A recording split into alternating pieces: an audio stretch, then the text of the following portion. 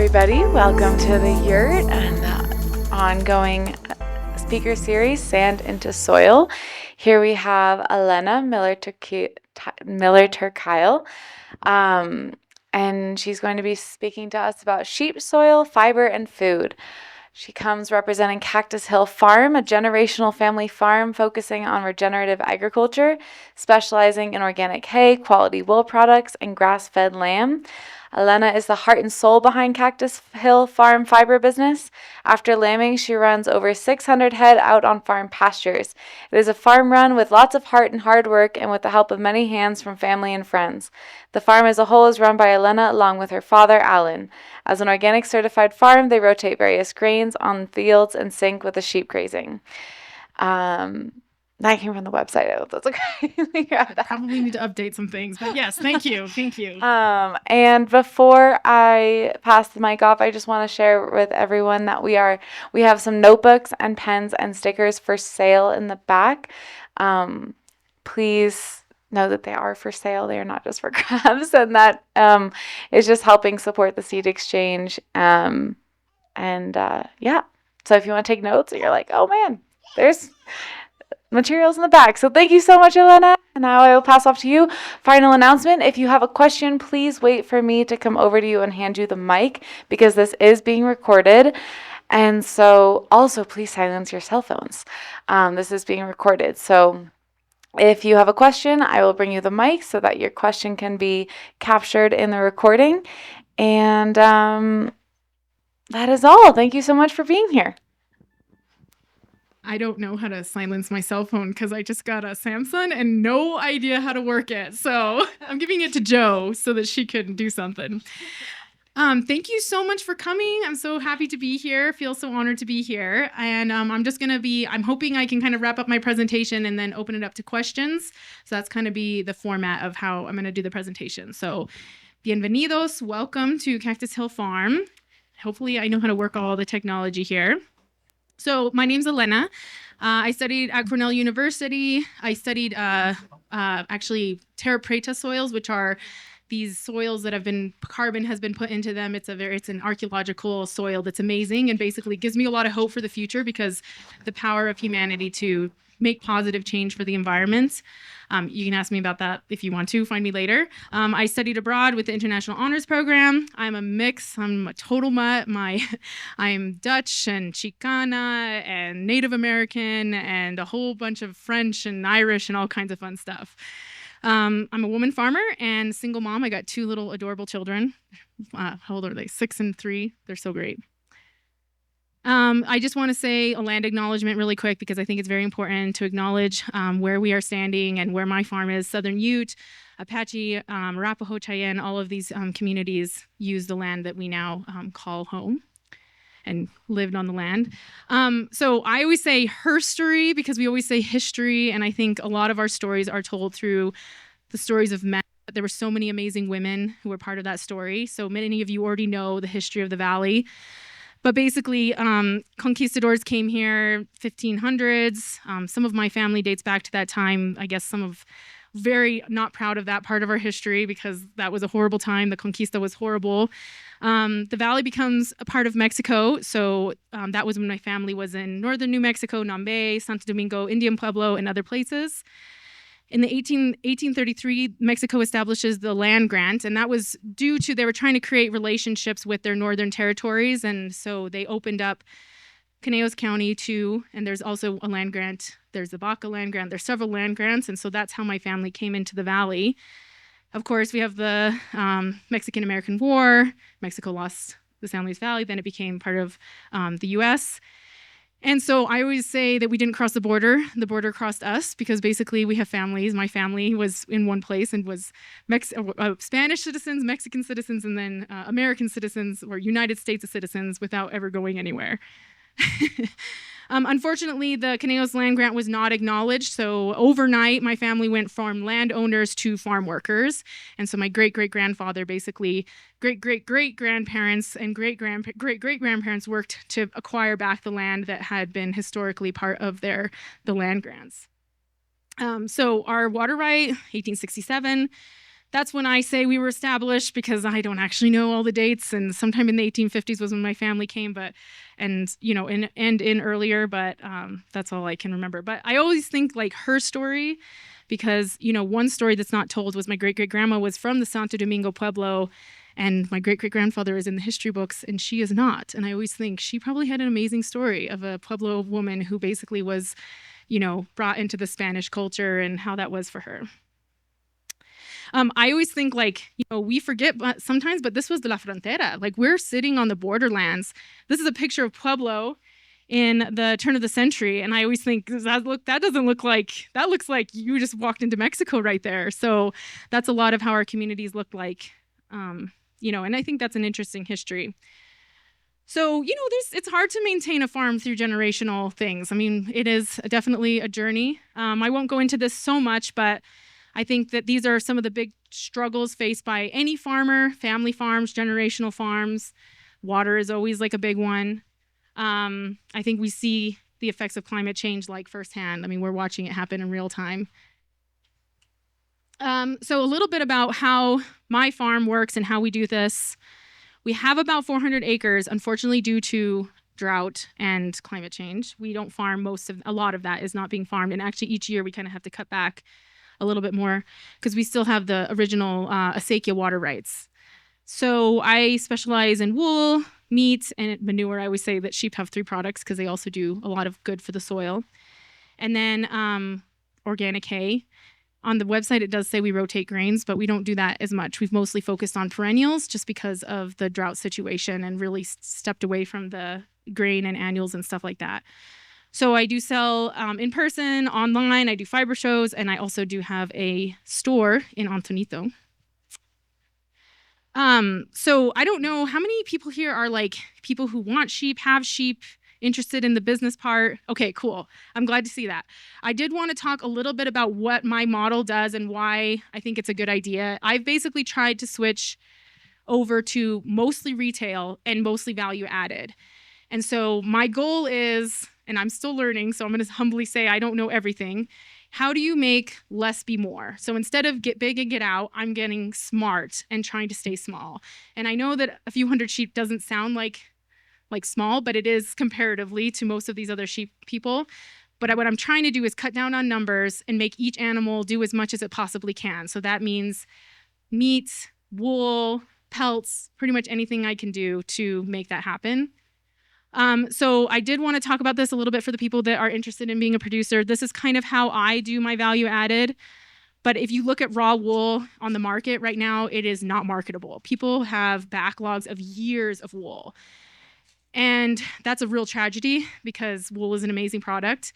And so what I've tried to do is find ways to value add, but then also I do a lot of raw sales, but try to find people that are willing to spend a lot more money on that. So I do move my wool, and it's not sitting in a backlog. I do still have some fleeces from last year. Every year I'm like, oh, well, I didn't quite get them all sold. But anyway, this is kind of how I break up the different parts of how I use the wool particularly. And it does pay off, I mean, you do have to work with mills for a lot of this, but, you can get up to 175 plus for processed wool into yarn. And then with the meat, I keep all the pelts, and that's almost worth more than the animal. And I think that's definitely well worth it. And that's also, to me, that's like about respecting. Like, it is hard. I was vegetarian for a lot of years, actually. And I do struggle. I love all my animals. If I could keep them all, I would. But to me, using every part that I can is about respecting their life and saying, I take responsibility for, the relationship that we have. And I'm going to make sure that nothing goes to waste. Joe over here gets to do all that fun stuff. So thank her. She gets to pick up pelts for me and bring them over to the farm and salt them and all of the fun stuff. So these are just some pictures of my kid, who's not much bigger. It was kind of an old presentation, and some of the wool that we do. So this is actually not pictures of my current tiendita, but I do have a retail space in Antonito. Some of you have already gone, which thank you so much. That means so much.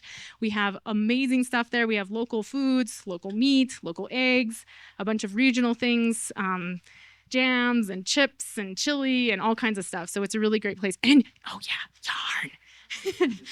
Tons of yarn, roving, and all kinds of fun stuff. We also do offer classes. So next weekend, we're doing a beginning knitting class, which I'm really excited about. So if you are somebody that wants to, and even if you are experienced, please do not feel like you can't be there. We want it to be a welcoming place. So we'd love to have you. I brought flyers that I'll hand out when I'm done. So yeah. So I'm gonna talk about wool for a little bit because I'm a big fan. It's an amazing textile. It is amazing. And so I have sometime in my past, somebody asked me this question: what does what you wear represent what you stand for? And I think that it's interesting how we have changed. Consumerism has changed us. Clothing used to represent your culture, your identity, who you were in the community. And we've slowly moved to if you go buy a shirt, there are millions of other people with that exact same shirt. It is not art. It does not represent who we are. And I think that that's why I really push back against fast fashion. I mean, it's killing the planet. If you look at any of these microplastic situations, textiles are huge.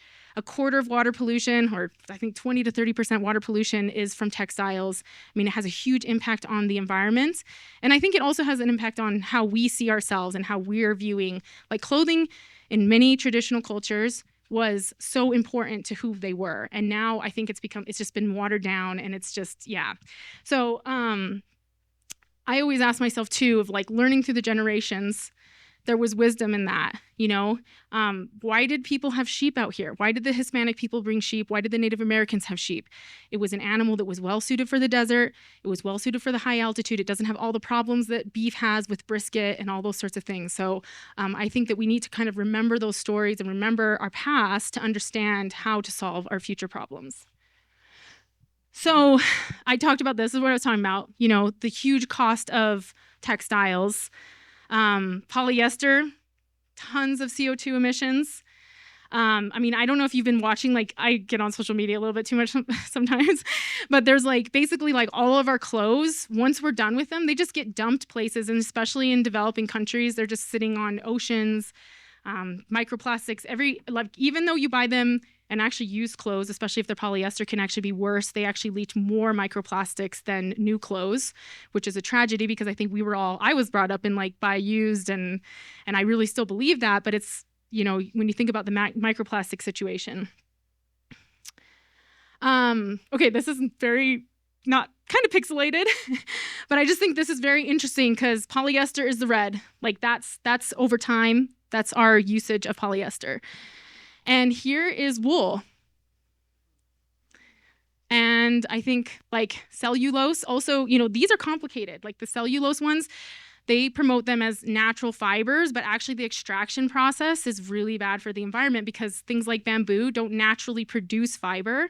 So they basically have to do a ton of processing, put chemicals into it in order to get it to produce the actual final product, which is the textile. So I'm going to talk about wool still some more.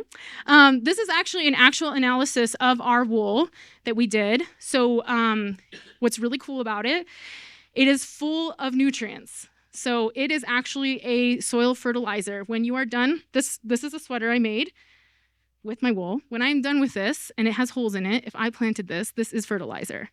That's a huge, big deal when you look at how textiles are. Cotton does not have that same properties. Cotton also uses a lot of pesticides, unfortunately, because of there's a lot of pest resistance in cotton. Cotton can speak. But it's full of carbon, which, if you're looking at how are we going to sequester carbon? Nitrogen. Basically, ours has all kinds of fun because we're on a super fun site. We have all kinds of extra micronutrients. So I think that's really cool. I hope that kind of makes sense to everyone. It's, pretty basic stuff. There's a lot of pushback on wool, which makes me really sad. So I always just try to confront it straight on because I want to talk about it. Wool is essential. You have to shear sheep. That is essential to their management. And so there's a lot of pushback on wool saying that it's extractive and it's cruel and they need their wool. We have bred them for 6,000 or more years to produce wool. What do you think happens if you don't shear them? They're miserable. They get sores, they lose weight. So it's part of the management of wool sheep. There are breeds that do not produce wool, and those are they can be very strong breeds because some of them are very primitive, But if you own wool sheep, it is part of the management. I've also had some people be a little appalled, sheep getting shorn.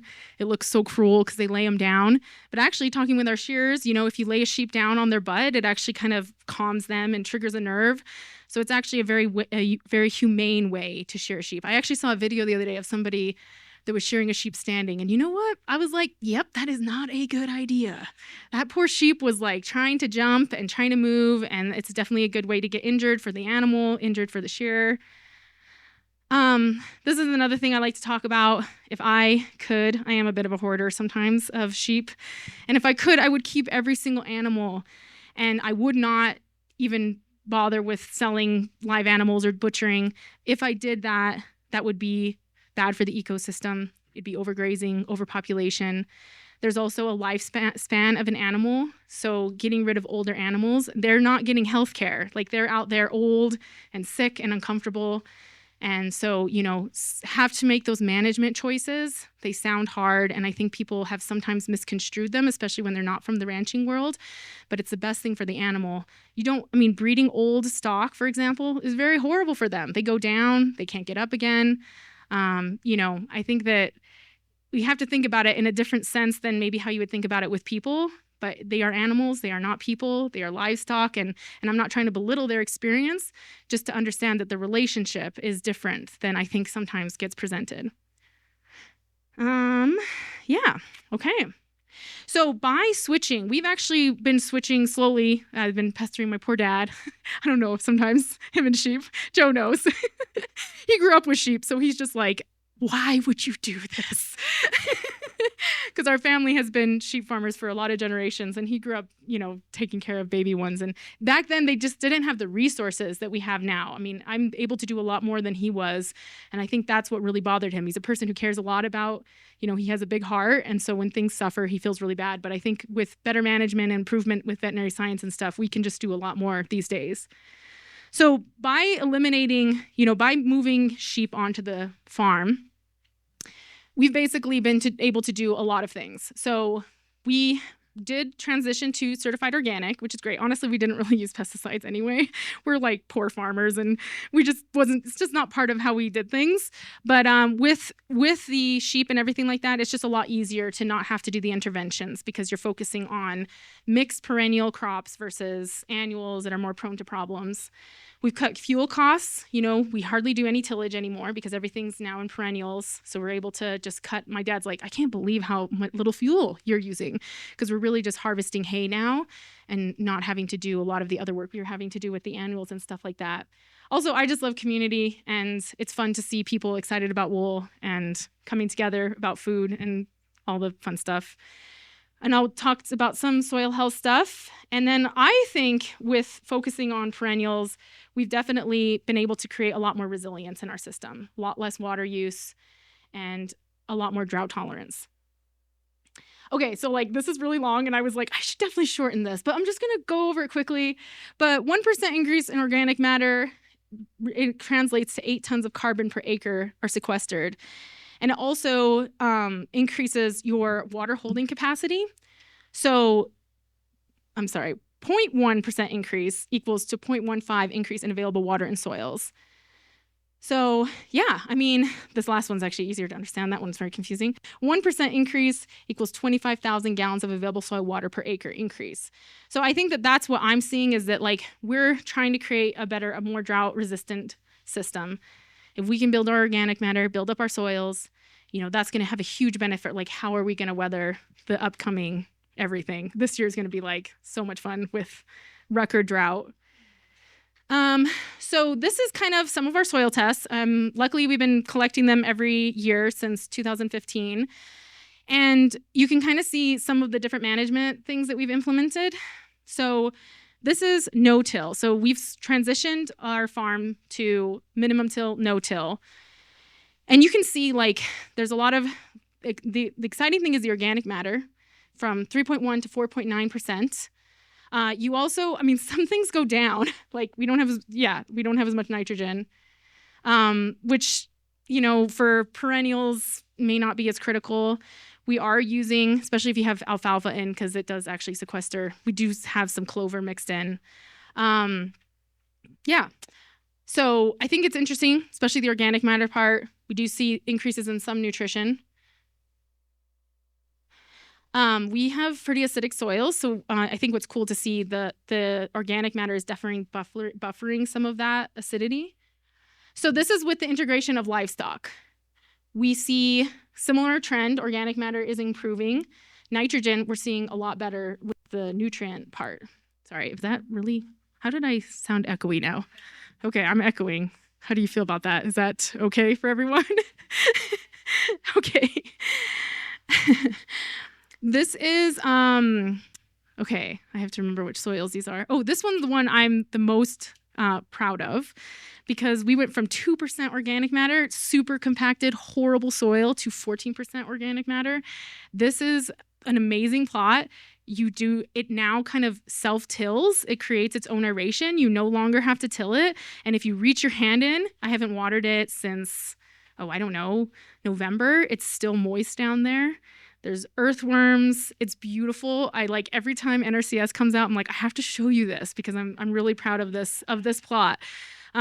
It is a little salty and there is a lot of excess nutrients. So definitely I'm like, I don't need to do anything else here. I think we're good. And I think the salts are always going to be a concern in the desert, but hopefully if you can keep the aeration going, the salts won't be such a big deal. I think because this plot used to be a parking lot, I think it's just, there's probably like kind of a hard pan down there really deep that I'm just not getting to. So, I always want to just acknowledge, why I do what I do. The generations, my children will be 7th generation on the farm. And this is like my favorite thing, to see the kids out there enjoying the farm and my 2 little daughters. So I just wanted to, I have some demo stuff. I have some questions. I'm going to open up to questions. But you can find us on Facebook, TikTok, believe it or not, Instagram. And this is our website. We are also open Wednesday through Saturday at the Tiendita. That's at 611 Main Street. And I did want to give a shout out to the companies that I mostly work with. Yampa Valley, they do all my wool processing. The Driftless Tannery in Wisconsin, highly recommend. I actually just tried a different tannery. They're good too, but I still I like the Driftless Tannery. They're a women-owned business. They do all natural tanning. And I always forget what they use because everyone has a different system. Do you remember what they? We don't remember. Anyway, I remember what the new one uses, ironically. That's what these are from. So, yeah. And then questions? So, yes, go ahead. Oh, you have to get the microphone.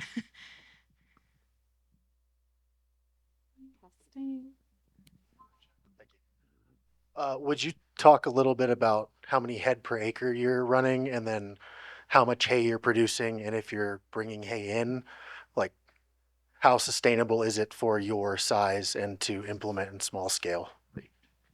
Yeah. Right now, I'm not bringing in any hay, although this year could be very telling about what happens. Right now, I'm just feeding what I have. So basically, I usually take first cutting, sell it to horse people, because first cutting is no-go for sheep anyway. They'll all bloat, and third cutting as well. And then I keep second cutting and kind of like that lesser quality hay for the sheep. So it works really great because I do small bales, and that market for the horse hay is probably the best you can get. So right now I'm kind of transitioning. I was really not managing them very well. We had about 7 plots, probably less than that, probably 6 plots. And some of them were quite big. Like one of them was like 100 acres. So they were really trampling things. I've now put in permanent infrastructure so that everything's going to be like 30 acre or under plots. And then I'm experimenting just trustfully with electric fencing because I've had very bad luck with it in the past, but I'm discovering what works. I think a lot of it's like the energizer you get. So I'm kind of working with people that know. And I'm going to try, again, I'm still learning and humbly will say that, to do probably about the full bunch. So that'll be about 700 head on 10 to 15 acres is the goal for this year. But at the very best, it'll be that many head per 30 acres and probably about 2 to 3 week duration. I'm probably going to base it off of how they're doing, not really off of like a time, but more like how the pasture's looking. And I've switched everything. I've kind of eliminated alfalfa because it's just sheep will find the only alfalfa plant and eat it and die. And so I'm like, alfalfa's out, and I've transitioned everything to native and dryland grasses and clover. The clover is critical because the grass tends to get nitrogen deficient really easily, and the clover actually doesn't bloat them. I was nervous with it, and actually I have had very good luck with it. I have not seen bloat on it. And the other thing is it can still produce hay because the clover kind of disappears. A lot of people with horses don't want the clover because it can have diseases, and the clover kind of just doesn't be there anymore. So it seems to work really good. I've been doing white clover mostly, but the red clover also I'm really happy with, and it has a lot more biomass. The yellow clover, I think, can definitely still bloat them. So, yeah.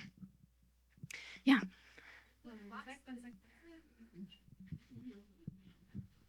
The plots that you are using for hay, do you also move the sheep through those so they're fertilizing it, or they're separate? Yeah, I do both. So the alfalfa, I still have, shame on me, I still have one alfalfa plot just because it does produce a lot of hay. And that one I only do fall grazing and winter grazing. And then the rest of them I kind of mix. So I'll do like a first cutting off of the grass, and then I'll put the sheep on for second or third or something like that. So I'm kind of just mixing it up and doing them at different times. And I think they say that's actually really good not to keep grazing the same time of the year. I'm still learning. I mean, I'm just going to say like it's a process, and I've definitely made some mistakes, and alfalfa being one of them. But yeah, I'm definitely still learning. So yeah, I do want to still have questions, but I did want to hand out some little demo stuff so you all can look at it. This is raw wool. So these are long wool breeds, and you can just hand these around. Those are BFL and Wensleydale. This is actually a Wensleydale cross. This is merino, to give you kind of an idea of like how different it is.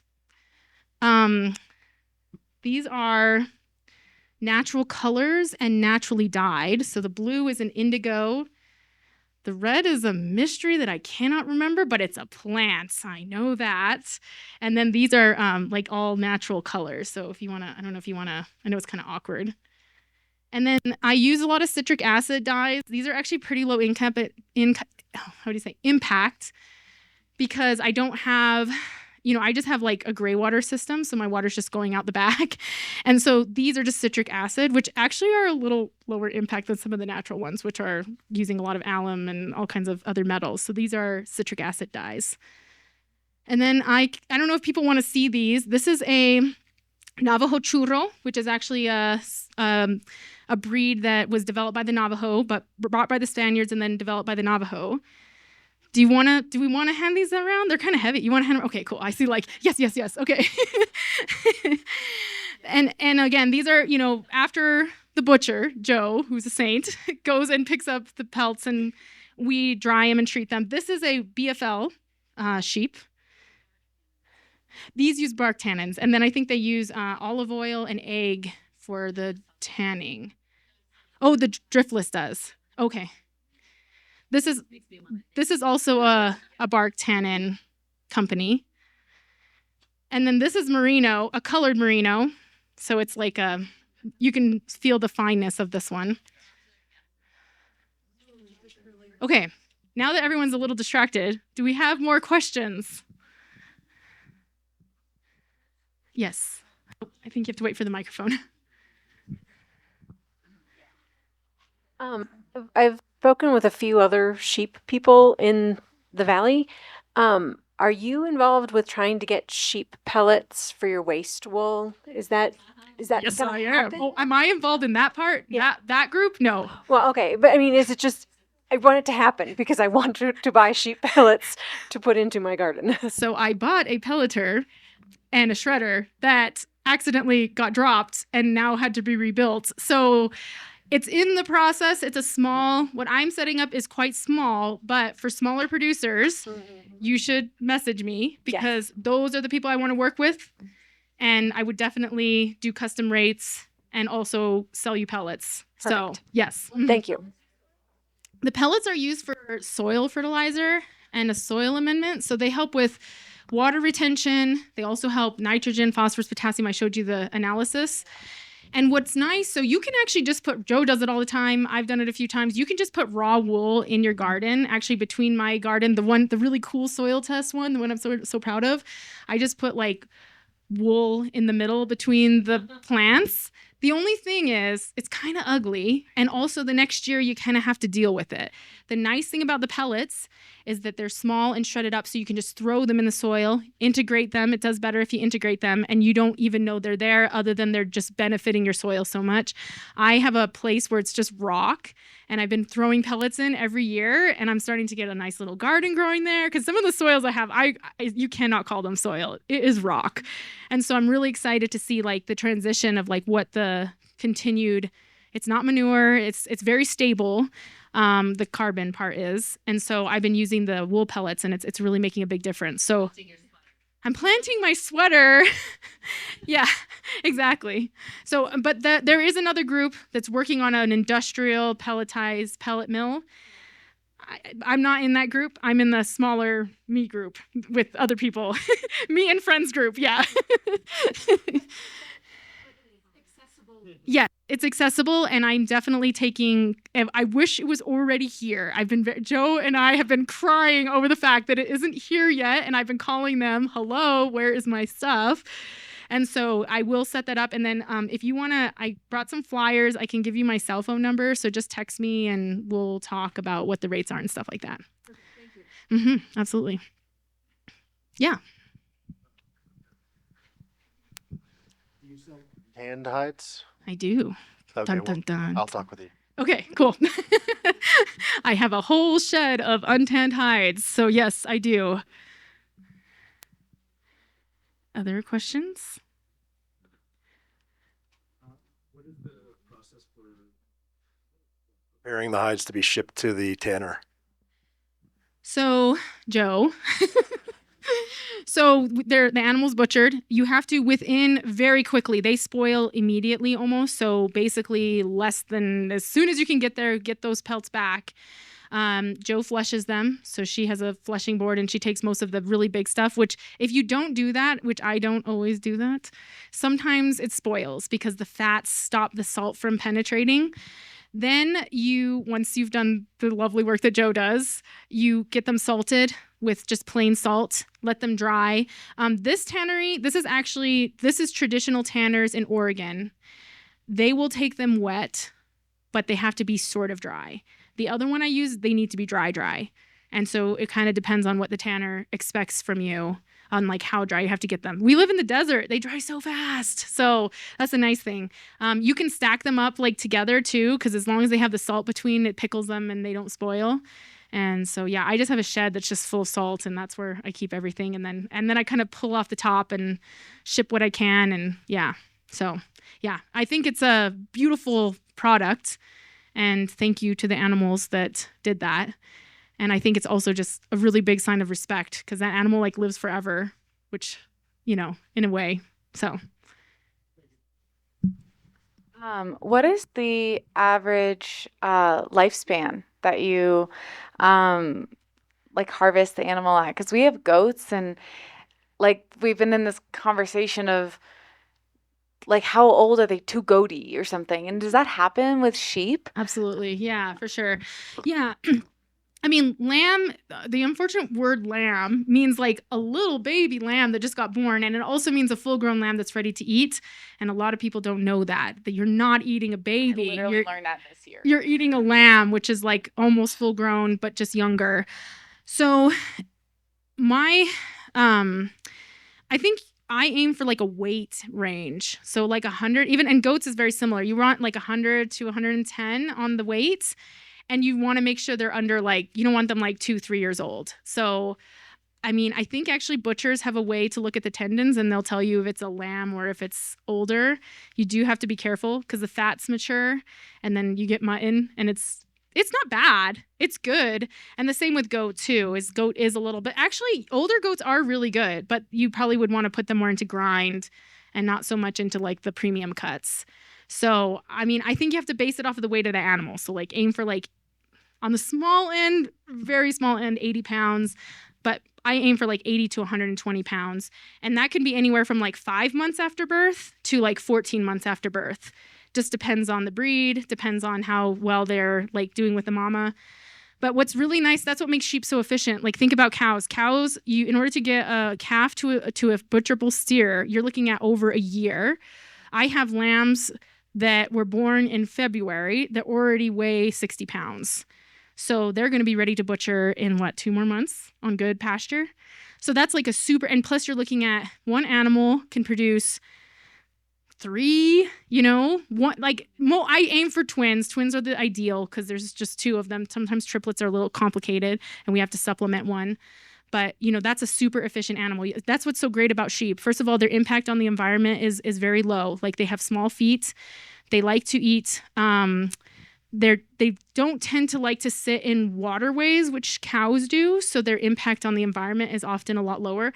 On the high country, the only problem is they like broadleafs a little bit more than the grass. And that's another problem on a farm flock as mine as well, is that when the grass gets taller, they're like, nah, we're done here. And so that's where I keep thinking I need to integrate some cows in. And I do sometimes do that, but not my own cows, but I'll have neighbors bring their cows on to just graze the tall grasses because my sheep don't like when they're not so tender.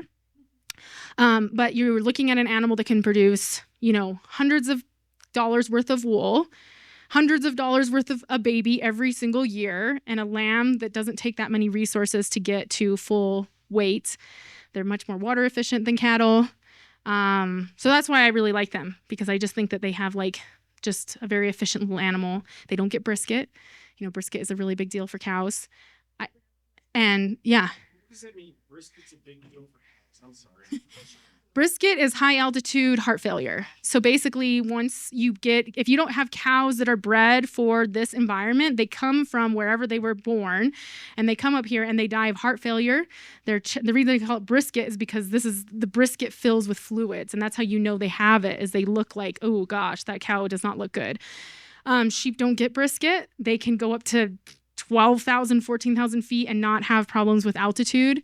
I've seen, I bought some sheep that were from low altitude and one definitely had a heart condition, but I don't think that was brisket. I think that was probably a heart condition. So they always have something, you're never going to have perfection. Yeah. So yeah, that's what brisket is. That's why sheep are, and that's nice about sheep. They just don't get that problem. Yeah. Other questions? Yes.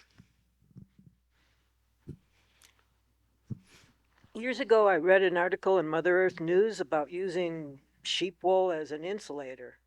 Yes, there is a company. It's called Havelock Wool. They don't remember where they're located, but they do sheep wool insulation. They're probably the only U.S. company, I think, right now, although I think there is anyone else. Does somebody know if there's any other companies that are doing that, Joe? Anyway, they're unfortunately using wool from New Zealand because our U.S. wool, basically all the processing, everything that we could do in the United States around wool, it doesn't exist. And so that's why a lot of the wool, even Smart Wool, which is a Colorado company, they use New Zealand wool. So that's kind of unfortunate. That I wish that there was more of the domestic production going on.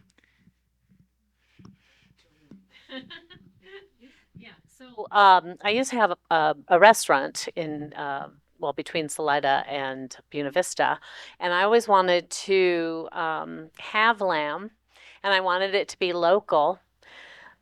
And I was told, well, people don't eat lamb around here. And then if you found it in the supermarket, it was always from New Zealand.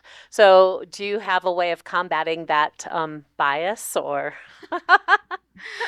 Well, that's 100% true.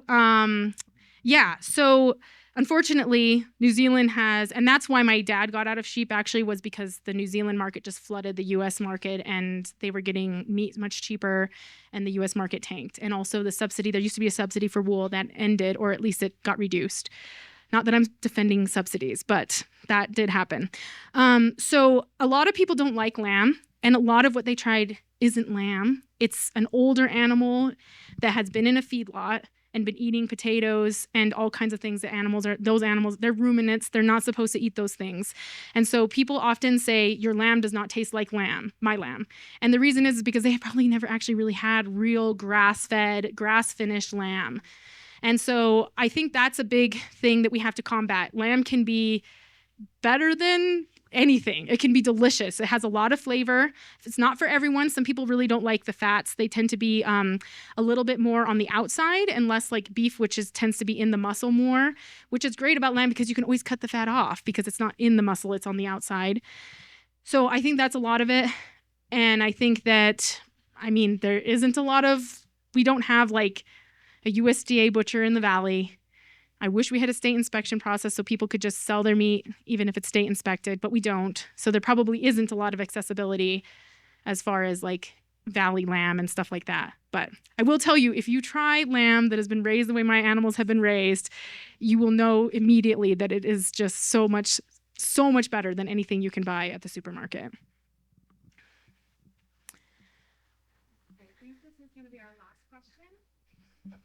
It's quick. Can we chat about like raw fleece to yarn and textiles? I'm not big like Yamba Valley interested in buying like more than one fleece at a time from you. Absolutely. Yes. You can come and chat with me. I'm going to hand these out. I will actually give you all my cell phone number so you can text me if you can just hand those out. That's just a lot the tiendita, but I'm going to, once everyone has, I don't know if everyone has a pen. Probably not everyone has a pen. I meant to bring my business cards, but I did not remember where they were this morning. And I was just like, I just got to get there. So yes. I want to say one more thing about the wool insulation. Wool insulation also can do amazing things with moisture, unlike conventional insulation, which tends to get balled up and shrink or fall down in the space. Wool actually, that's why sheep always stay warm, is it actually has like a coiled structure, and that's why it's so much superior for an insulation, because it doesn't do all the things that other insulations do, like keep in moisture and shrink up with moisture and stuff like that. So, And I think the article said that it was fireproof. yes, it is fireproof. That's why, do you know the US military still uses wool in their uniforms? And the reason is because if you start on fire and you're wearing wool, it will just burn. It will not melt to your skin. So, yeah, it's an amazing product. It does the same things as a textile as well. It wicks moisture. It's antimicrobial. So it does a little, and it's also like if you wear wool, you can get really wet and still stay warm. It keeps its insulative value even if it's soaking wet. We actually do have time for more questions. I just got confused about the time real quick. Okay. Sorry. Hi, I got here a little late, so I'm sorry, but I just wanted to mention we're talking about the industrial capabilities of the United States, and I got this this wool sweater from my sister. This is from she called it a vertically integrated supply stream. So it's out of Mountain Valley Wool in Buffalo, Wyoming, and they're raising the sheep, producing the yarn, and creating the whole garment right on site, which is super rare, and a lot of that is because we shipped our manufacturing capabilities out of the country in the 50s, and so I really super grateful that you're working with this animal. It's such an amazing product, and I hope to see that we can one day return to the level of manufacturing that we used to have in this country, because this is an amazing sweater. It's going to be a lifetime product, and That's awesome. That's awesome. Yeah. Actually, Mountain Meadow is where I'm going to next take some wool, because I've kind of grown and now Yampa is having a hard time keeping up with my production. So Mountain Meadow just has a lot more capacity. So they're going to be my new mill. And they also have a lot more diversity of things they can do, which is really exciting. Unfortunately, you're totally right. The history of that is basically wool grown in the United States gets shipped to China and then turned into whatever it's turned into. And then, it's a disaster as a supply chain. And we used to have, up into the 1950s, we had that production in the United States. Wool was such a textile. Like all those old grandma tweed awesome coats that people wore, those were all made out of wool, and US wool. Unfortunately, New Zealand, and we've fallen behind because US wool became not a thing. We've fallen behind in breeding. We don't have the production. So here's to hoping, because Mountain Meadow is great. They do amazing work. They really do. So anyway, other questions? Yeah. Okay. I didn't know it was next. Okay. I am surprised I haven't asked you this before, but what is your favorite way to care for wool? What do you wash it with? And any tricks to prevent peeling and stuff? Not that I have any happening yet, but just want to prevent it. Yeah, I think that is one thing about wool that people struggle with, is it needs to be washed in cold water and laid flat to dry. I mean, the biggest disaster you can do is have a sweater shrink in the wash. So that's what I do. I actually use you can actually use Dawn dish soap, that works fine, but I prefer it's a Colorado company, Kookaburra. They have a wool wash. I'm hopefully Tegan, I'm going to carry it someday soon. I'm going to have it at the store. Yeah, I'd already talked to them about being one of their retailer for them, but it has tea tree oil in it, which keeps bugs away because wool does like to get bugs, especially if it's not used. Like, it's funny because people are always like, oh, it had bugs. If you wear wool every day and you have it outside and you're doing stuff with it, it's not going to get the bugs. It's when you put it in the closet and you don't put it with, I recommend if you're going to store wool, lavender, camphor tree, and cedar are what you store them in, and you won't get bugs if you put them in those things. But if you do have them in a closet or something, the bugs can come in, which is also like a legacy to wool, right? That's just how biodegradable it is. But if you take care of it, you can have wool products for generations. On the other hand, when it's time for it to be done being worn, it's going to immediately return back into soil nutrients and organic matter and not be a forever chemical. Yes. I am curious if you can speak to the legacy of like the sagebrush in the West, because my understanding is that the sheep brought the sagebrush from Spain, and that they're not like the sagebrush isn't native to this. And I was told that sheep like tear up the roots when they graze. And so is that true? One, and also like if that is true that they tear up the roots, like how do you mitigate that while grazing them?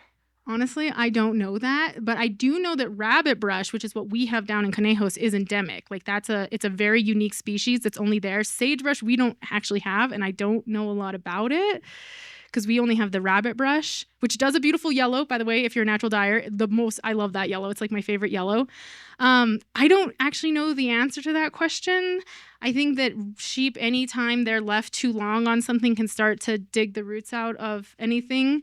I think the biggest thing is I'm always like nervous too with some of those desert soils because they have that beautiful mycorrhizae crust.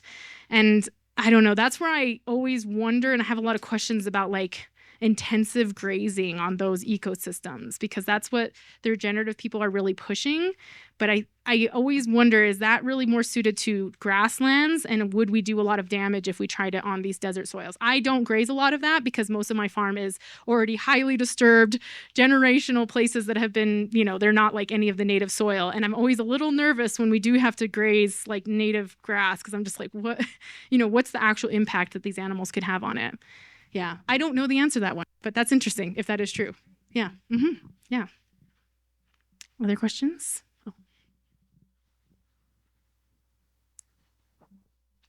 So you talked earlier about your place being a superfood site and that you had super nutrients. How does that impact, and exactly what is that? We're all in trouble. No, I don't know. Okay, so the history is it's an original, the mine started in the 1800s. It was a gold mine. It's actually where the biggest gold nugget I think in Colorado was found, was in Summitville mine. And then we are lovely how we play in international politics. Anaconda Company, which is the company that overthrew Allende in Chile, very, very corrupt company, came in and started mining that mine, and basically had it's still legal in Colorado, so just so you know, our mining laws have not been rewritten since the 1800s, but heap leach mining, which is like you put ore and then you throw cyanide on top of it, and then the cyanide leaches the gold out, and then you take out the waste. They had a pad that had cracked, and cyanide had leached into the groundwater and had started to go down the river. We tried to end this practice in Colorado, by the way. This was when I was a kid. And basically we were told, well, if you get poisoned by cyanide, you just need to be resuscitated within a few minutes and you'll be fine. And we're like, okay. So that was the one thing. The EPA shut down the mining site in 1990 because they found cyanide in the groundwater. The mining company declared bankruptcy left the site a day before the EPA report came out. So they didn't know anything about it. And then the Salazars had to sue to get the money from the mining company to get the Superfund site going. Ironically, what killed the river, though, was not the cyanide. It was that the old original mine shafts had pH 1 water coming out of them, and that water went down the river and killed the river. And so, unfortunately, our soils have like a really high concentration of heavy metals. My kids tested high for everything you could name. It was horrible. I participated in the study for Superfund sites, and it was just like lead, cadmium. Can't even remember it was such a long list. It was like nickel. I mean, just name it. They tested high for. And so our soils, our metal structures tend to degrade really quickly. Our sprinkler systems, our soils tend to build up with metals and stuff like that. So it's really unfortunate. Yeah. And it's still a Superfund site. The water is still being treated. The water quality has improved, and we do see fish coming back into the river and stuff like that. Unfortunately, there's some water right issues that are now being a problem for the river, which I don't know if that's solvable or not, but there's a company that like can shut the river off and does that for most of the year. So that river is like a very tragic story, unfortunately. The Alamosa River, it's a pretty small river, but it's had more than its fair share of abuse. And I think it's a tragedy to see that, you know, the company is still one of the richest. Robert Friedland was the owner. He's still Fortune 500, one of the richest people in the world. He went on to do a whole bunch of other really corrupt things. Meanwhile, that community is still battling like heavy metal contamination in the groundwater and wells that are contaminated and all kinds of fun stuff. So yeah, it's not good. It does make the wool have more nutrients in it, though.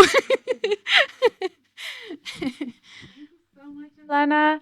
Yeah. That was fantastic.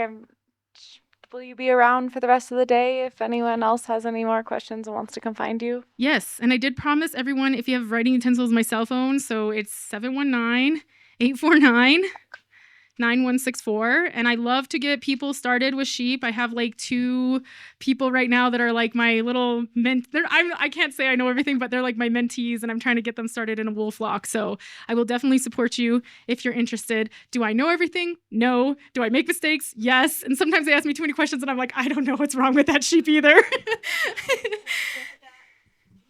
Yeah, 719-849-9164. And then connect with me on social media. That's where I post classes that are happening, new products that are at the store, and all that fun stuff. Social media is the best way. What was that? Sales on fleeces. That does happen sometimes. Yep. Wool pellets whenever they become a reality. Oh, this is so inspiring. Thank you. Thank you for having me. I appreciate it.